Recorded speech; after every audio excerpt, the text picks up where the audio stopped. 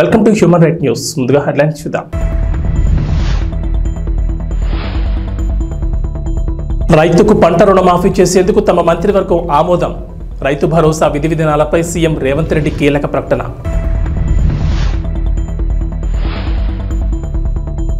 బీజేపీలో కలకలం. తెలంగాణ అధ్యక్ష పదవిపై రాజాసింగ్ సంచలన వ్యాఖ్యలు. వైసీపీకి చంద్రబాబు సర్కార్ షాక్. పార్టీ ఆఫీస్ కూల్చివేత, జగన్ సీరియస్. ఆంధ్రప్రదేశ్లో కొత్త ప్రభుత్వం కొలువు తీరింది. ముఖ్యమంత్రి నారా చంద్రబాబు నాయుడు మంత్రులు పాలనలో బిజీ అయ్యారు. ఈ క్రమంలో రాష్ట్రానికి విరాళాలు కూడా అందుతున్నాయి. తాజాగా కనెక్ట్ టు ఆంధ్రాకు దేవి సీఫుడ్ సంస్థ భారీ విరాళాలను అందజేసింది. కార్పొరేట్ సోషల్ రెస్పాన్సిబిలిటీ నిమిత్తం 5 కోట్ల విరాళాలను అందించింది. 5 కోట్ల విరాళానికి సంబంధించిన చెక్కును సంస్థ మేనేజింగ్ డైరెక్టర్ పోట్రు బ్రహ్మానందం శుక్రవారం సచివాలయంలో ముఖ్యమంత్రి చంద్రబాబును కలిసి అందజేశారు. దేవి సీఫుడ్స్ గతంలో కూడా విరాళాలను అందజేసింది. మరోవైపు ఆంధ్రప్రదేశ్ ప్రభుత్వం త్వరలో పునరుద్ధరించనున్న అన్నా క్యాంటీన్ నిర్వహణ కూడా విరాళాలు మొదలయ్యాయి. గుంటూరు చెందిన మర్రిపూడి సుష్మా అనే యువతి తన వంతుగా అన్నా క్యాంటీన్ నిర్వహణ కోసం విరాళం అందించారు. ముఖ్యమంత్రి నారా చంద్రబాబు నాయుడు సచివాలయంలో శుక్రవారం కలిసి ₹1,00,000 చెక్కును అందించారు. గుంటూరు వికాస్ నగర్ చెందిన సుష్మా యుఎస్ఏలో ఓ ప్రైవేట్ సంస్థలో ఉద్యోగం చేస్తున్నారు. గుంటూరు జిల్లా తాడేపల్లి సమీపంలో నిర్మిస్తున్న వైఎస్ఆర్సీపీ కార్యాలయ భవనాన్ని అధికారులు కూల్చివేశారు. తాడేపల్లి మండలం సీతానగరంలో వైఎస్ఆర్సీపీ కేంద్ర కార్యాలయం కోసం భవనాన్ని నిర్మిస్తున్నారు. అయితే నీటిపారుదల శాఖ స్థలంలో పార్టీ కార్యాలయం నిర్మాణం చేపట్టారనే కారణంతో కూల్చివేశారు. వైఎస్ఆర్సీపీ కార్యాలయం కోసం బోట్ యార్డ్గా ఉపయోగిస్తున్న స్థలాన్ని తక్కువ లీజుతో అప్పటి జగన్ సర్కార్ కేటాయించింది. ఈ నిర్మాణం అక్రమం అంటూ వైఎస్ఆర్సీపీకి సిఆర్డీఏ నోటీసులు జారీ చేసింది. అయితే శనివారం ఉదయం అధికారులు ఆ భవనాన్ని కూల్చివేశారు. భవనం కూల్చివేతపై వైఎస్ఆర్సీపీ అధినేత వైఎస్ జగన్ కూడా ఎక్స్ వేదికగా స్పందించారు. ఆంధ్రప్రదేశ్లో రాజకీయ కక్ష సాధింపు చర్యలకు దిగిన చంద్రబాబు తన దమనకాండను మరో స్థాయికి తీసుకెళ్లారు. ఒక నియంత్రణ తాడేపల్లిలో దాదాపు పూర్తిగా వచ్చిన వైఎస్ఆర్సీపీ కేంద్ర కార్యాలయాన్ని బుల్డోజర్లతో కూల్చివేయించారు. హైకోర్టు ఆదేశాలను బేఖాతరు చేశారు. రాష్ట్రంలో చట్టం, న్యాయం పూర్తిగా కనుమరుగైపోయాయి. ఎన్నికల తర్వాత చోటు చేసుకున్న హింసాత్మక ఘటనలతో రక్తాన్ని పారిస్తున్న చంద్రబాబు ఈ ఘటన ద్వారా ఈ 5 ఏళ్ల పాటు పాలన ఏ విధంగా ఉండబోతుందని హింసాత్మక సందేశాన్ని ఇవ్వకనే ఇచ్చారు. ఈ బెదిరింపులకు, ఈ కక్ష సాధింపు చర్యలకు వైఎస్ఆర్సీపీ తలొగ్గేదే లేదు. వెన్ను చూపేది అంతకన్నా లేదు. ప్రజల తరపున, ప్రజల కోసం, ప్రజలకు తోడుగా గట్టిగా పోరాటాలు చేస్తాం. దేశంలోని ప్రజాస్వామ్యవాదులంతా చంద్రబాబు దుశ్చర్యల్ని ఖండించాలని కోరుతున్నానంటూ ట్వీట్ చేశారు.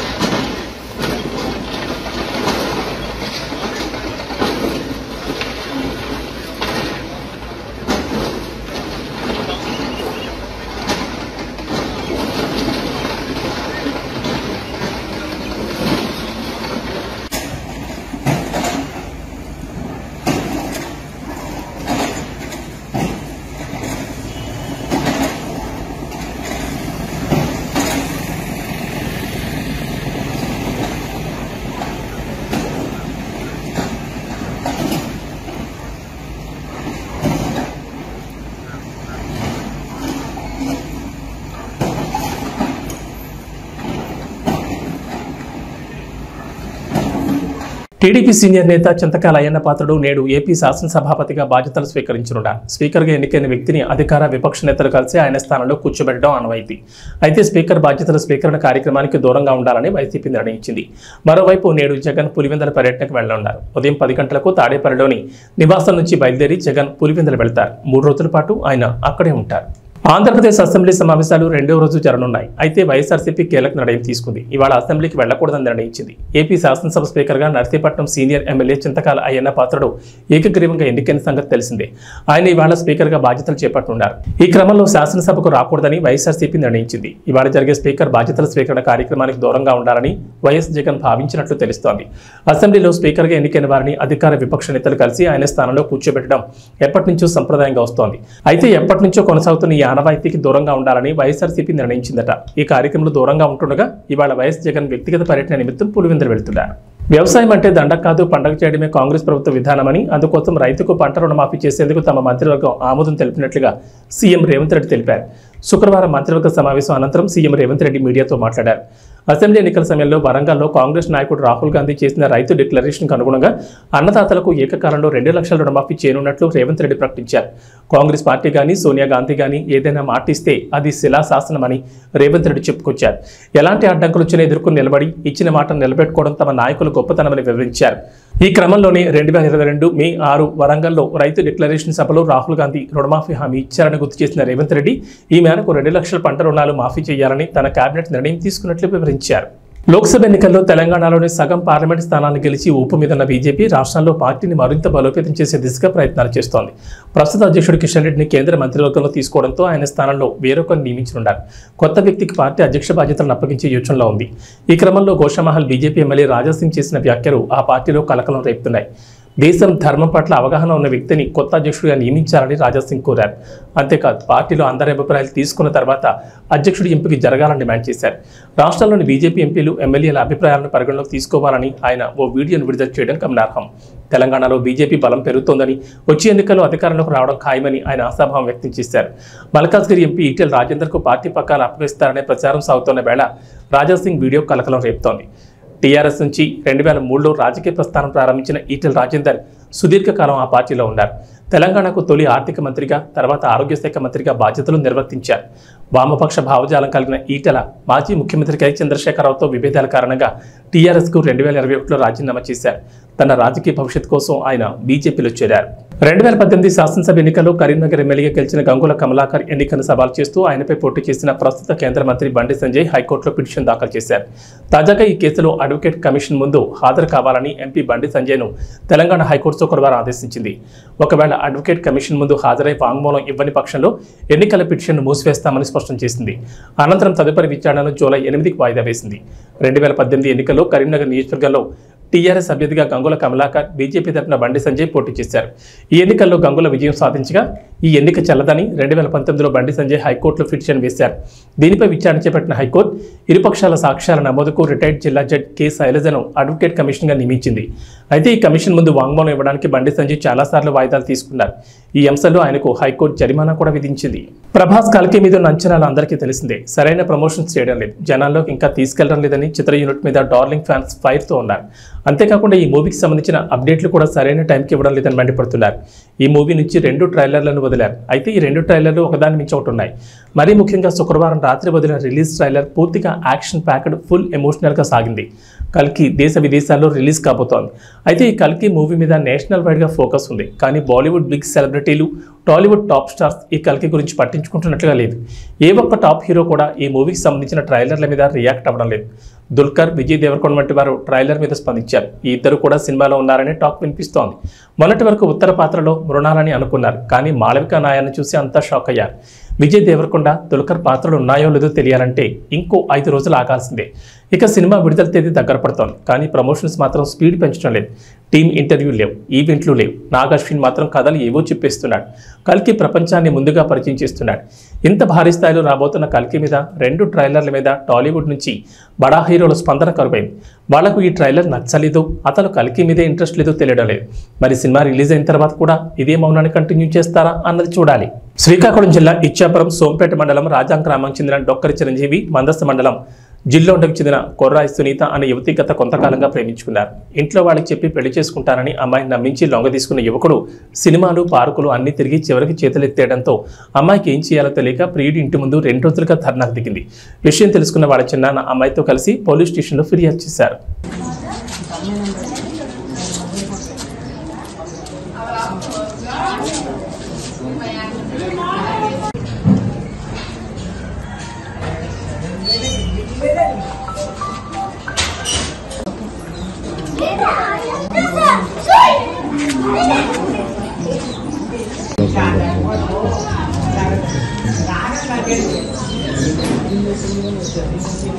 మంచిర్యాల మున్సిపాలిటీని అన్ని రంగాల్లో ముందుంచేలా అధికారులు చర్యలు తీసుకోవాలని జిల్లా కలెక్టర్ కుమార్ దీపక్ అన్నారు. శుక్రవారం జిల్లా కేంద్రంలోని మంచిర్యాల మున్సిపాలిటీ కార్యాలయాన్ని మున్సిపల్ కమిషనర్ మారుతి ప్రసాద్తో కలిసి సందర్శించి కార్యాలయంలోని వివిధ విభాగాలు ప్రజాపాలన కౌంటర్లను పరిశీలించారు. ఈ సందర్భంగా జిల్లా కలెక్టర్ మాట్లాడుతూ మంచిర్యాల మున్సిపాలిటీని అన్ని రంగాల్లో ముందుంచేలా అధికారులు సమన్వయంతో కృషి చేయాలని తెలిపారు. వర్షాకాలం అయినందున మున్సిపల్ పరిధిలోని వార్డులలో స్వచ్ఛమైన త్రాగునీటిని అందించేలా ప్రత్యేక దృష్టి సారించాలని, అన్ని వార్డులలో వీధి దీపాల నిర్వహణ పకడ్బందీగా ఉండేలా చూడాలని తెలిపారు. వర్షపు నీరు నిల్వ ఉండకుండా చూడడంతో పాటు వార్డులలోని అంతర్గత రహదారులు, మురుగు కాలువలలో పూడికి లేకుండా ఎప్పటికప్పుడు శుభ్రపరచాలని కోరారు. పారిశుద్ధ్య నిర్వహణలో భాగంగా డ్రై డే కార్యక్రమాలు చేపట్టి ప్రజలకు అవగాహన కల్పించాలని, ఆహారం, త్రాగునీటి విషయంలో తీసుకోవాల్సిన జాగ్రత్తలపై వివరించాలని తెలిపారు. ప్రభుత్వం చేపట్టిన ప్రజాపాలన కార్యక్రమాన్ని సమర్థవంతంగా నిర్వహించి దరఖాస్తులను పూర్తి స్థాయిలో పరిశీలించి అర్హులైన లబ్ధిదారులకు పథకాలు, ఫలాలు అందేలా చర్యలు తీసుకోవాలని తెలిపారు. ఈ కార్యక్రమంలో municipal chairperson Ravula Uppalaiah, municipal అధికారులు, సంబంధిత అధికారులు తదితరులు పాల్గొన్నారు.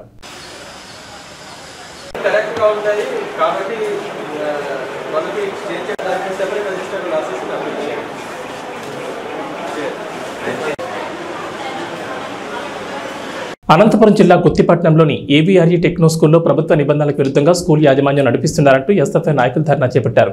పాఠశాలలో ప్రభుత్వ నిబంధనలకు విరుద్ధంగా ప్రతి క్లాసుకు అత్యధిక భారీ ఫీజులు వసూలు చేస్తూ, నిబంధనలు ఉల్లంఘించి పాఠశాలలోనే పుస్తకాలను విక్రయిస్తూ అనధికారికంగా విద్యార్థుల నుంచి డబ్బులు వసూలు చేస్తూ సొమ్ము చేసుకుంటున్నారని ఆరోపిస్తూ ఎస్ఎఫ్ఐ నాయకులు పాఠశాల ఎదుట పెద్ద ఎత్తున ధర్నా చేపట్టారు. దీంతో సమాచారం అందుకున్న మండల విద్యాశాఖ అధికారి రవినాయక్, వీఆర్ఓ పవిత్ర పాఠశాలకు వెళ్లి పాఠశాలను తనిఖీ చేసి విద్యార్థుల నుంచి సమాచారం సేకరించారు. అనంతరం నిబంధనలకు విరుద్ధంగా ఉన్న పాఠ్యపుస్తకాల గదిని సీజ్ చేశారు. అదేవిధంగా ప్రతి తరగతికి ఫీజులు ఎంత వసూలు చేస్తున్నారని బహిరంగంగా నోటీస్ బోర్డు వేయాలని పాఠశాలకు హెచ్చరికలు జారీ చేశారు. ఇలా మరోసారి తప్పు పునరావృతమైతే పాఠశాలను సీజ్ చేసి లైసెన్స్ రద్దు చేస్తామని మండల విద్యాశాఖ అధికారి హెచ్చరించారు.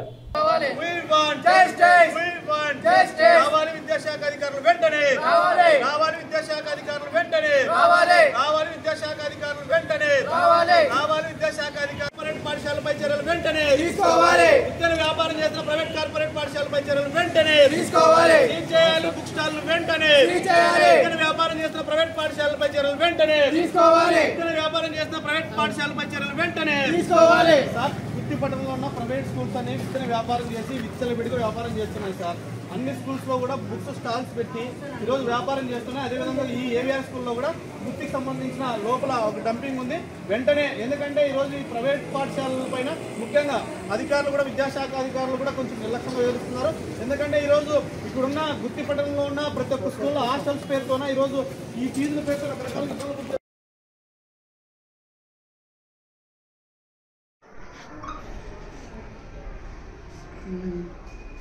సరేలేండి, అయితే సీట్ చేస్తాము. తహసీల్దార్ వాళ్ళు కూడా పిలిచాము.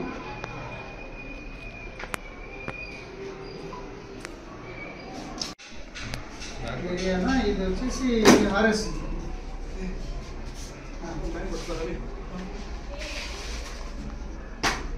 స్కూల్ సీట్ చేద్దాము. ఒకసారి పంచనామా చేద్దాము.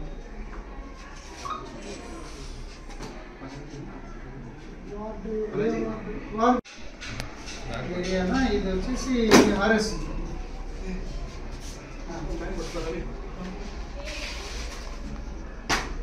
స్కూల్ సీట్ చేద్దాము. ఒకసారి పంచనామా చేద్దాము.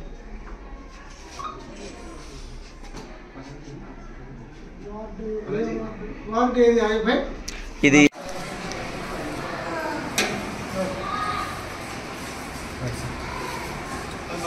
మన ఏవిఆర్ పాఠశాలలందు మన స్టూడెంట్ ఫెడరేషన్ సంబంధించిన కొన్ని యూనియన్ సంఘాలు పాఠశాలలో ఏదైతే అనధికారికంగా ఉన్నటువంటి స్టడీ మెటీరియల్ గుర్తించి వాటిని నిల్వ చేయడమే కాకుండా తల్లిదండ్రులకు అధిక ధరలలో అమ్ముతున్నారనేటువంటి విషయం పైన పాఠశాల ప్రిన్సిపల్ గారిని సంప్రదించి వివరణ కోరితే వారికి సరైన సమాధానం రాకపోవడంతో వారు ధర్నా చేయడం జరిగింది. ఆ విషయాన్ని సదరు స్టూడెంట్ యూనియన్స్ మండల విద్యాశాఖ అధికారి గారు నాకు చెప్పడం జరిగింది. వారి పిలుపు మేరకు పాఠశాలను సందర్శించి మరి పాఠశాలలో ఉన్నటువంటి యొక్క స్టడీ మెటీరియల్ని చూడడం జరిగింది. అయితే ఈ స్టడీ మెటీరియల్ అన్నీ కూడా మనకు ఉన్నటువంటి ఏదైతే గ్రౌండ్ రూల్స్ ఉన్నాయో ఆ గ్రౌండ్ రూల్స్కి వ్యతిరేకంగా ఈ మెటీరియల్ని మనం గమనించడం జరిగింది. కాబట్టి ఈ మెటీరియల్ అన్నింటినీ కూడా సీజ్ చేసి తదుపరి ఏ బుక్స్ కూడా అమ్మకుండా చేద్దామని చెప్పేసి ఉద్దేశంతో ఎక్కడైతే సామాగ్రిని భద్రపరిచారో ఆ భద్రపరిచినటువంటి గదిని ఈరోజు మేము సీజ్ చేస్తున్నాం. మరి ఈ విషయాన్ని సీజ్ చేసేటువంటి విషయాన్ని సందర్భంగా మన తహసీల్దార్ మేడం గారికి అలాగే ఎంపీడీఓ సార్ గారికి కూడా విషయం తెలియజేశాం. మరి వారి సమక్షంలోనే ఈ యొక్క పాఠశాల బిల్డింగ్ని ఎక్కడైతే సామాగ్రి ఉందో ఆ సామాగ్రి గదిని సీజ్ చేస్తున్నాం. తదుపరి ఈ సీజ్ చేసేటువంటి విషయాన్ని 3-man కమిటీగా ఉన్న మేము, తర్వాత తహసీల్దార్ మేడం గారు అలాగే ఎంపీడీఓ గారు ఒక నోటీస్ ఇచ్చి ఆ నోటీస్ ద్వారా వచ్చినటువంటి సమాచారాన్ని మరి పరిశీలించి తదుపరి చర్యలకి ఉన్నతాధికారులకు నివేదిక పంపిస్తాము.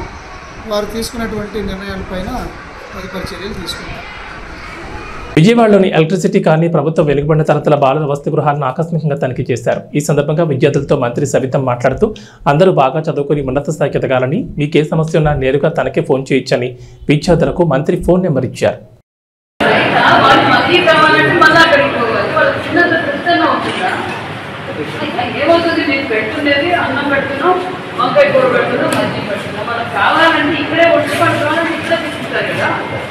మరి అక్కడికి వెళ్ళి తీసుకోవడం ఏంటి? రిపీట్ కాబట్టి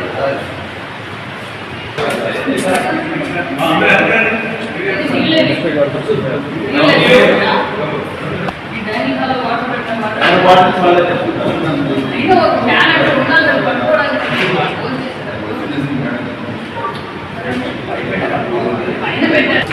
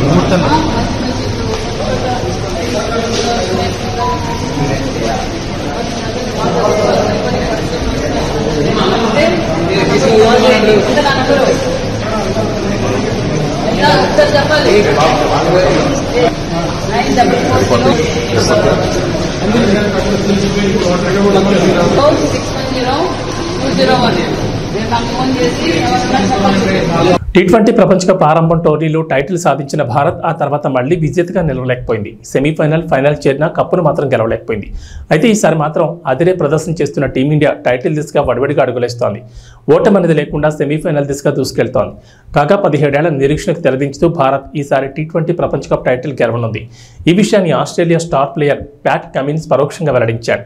అదేంటి, కమిన్స్ ఇప్పుడు చెప్పాడు, ఈ విషయంపై అతడు మాట్లాడలేదుగా అని అంటారా? అవును, అతడు ఈ విషయంపై మాట్లాడలేదు, కానీ తన ప్రదర్శనతోనే టీమిండియా టైటిల్ గెలుస్తుందని పరోక్షంగా చెప్పేశాడు. ఇవి బులెటిన్ విశేషాలు. నమస్కారం.